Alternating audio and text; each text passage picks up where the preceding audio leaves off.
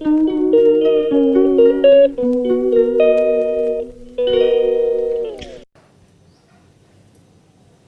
అండి, ఇదిగో చిక్కుడుకాయ టమాటా కూర చేస్తున్నా.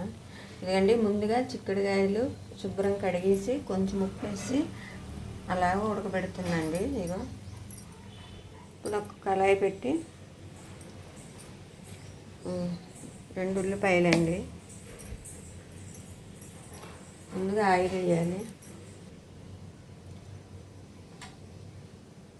ఆయిల్ వేడెక్కిందండి. జీలకర్ర, ఆవాలు,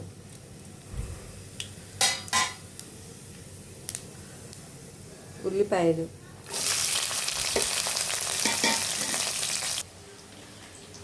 చిక్కుడుగా ఉడికిపోయిందండి. ఉల్లిపాయ ఒక స్పూన్ అల్లం వెల్లుల్లి పేస్ట్ అండి. ఇది టమాటా,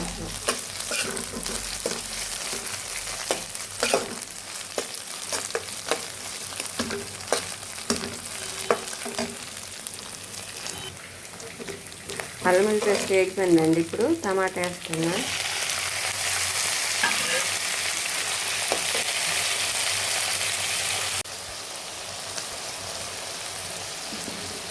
ఇదిగండి, టమాటాలు ఉడకాలంటే కొంచెం ఉప్పు వేయాలి ముందు, అలాగే తొందరగా టమాటా ఉడుకుతుందండి.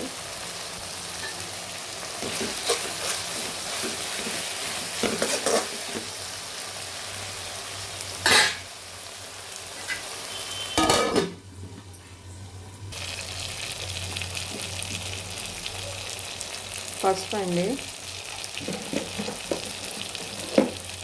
కారము సరిపడా, కొంచెం మసాలా పొడి అండి.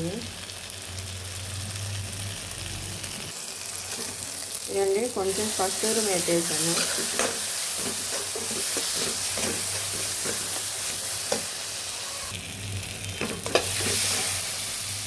ఇదిగండి కొంచెం వాటర్ వేస్తున్నా.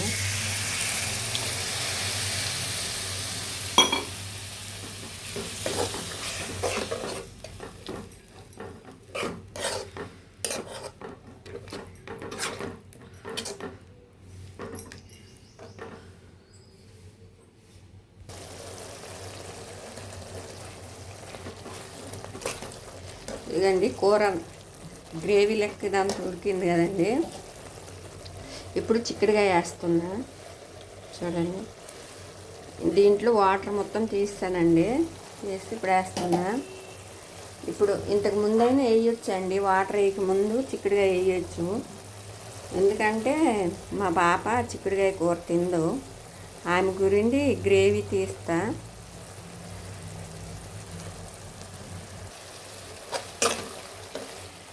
ఇదండి, మా పాప చిక్కుడుకాయ కూర తిందని ఆమెకి ఈ గ్రేవీ కూర తీస్తాను. గ్రేవీ ఇప్పుడు చిక్కుడుకాయ వేస్తున్నా. ముందైనా వేయొచ్చు, వాటర్ వేయకముందు అప్పుడు వేయొచ్చు. కాకపోతే ఆ గ్రేవీ తీయాలని నేను ఇప్పుడు వేస్తున్నా.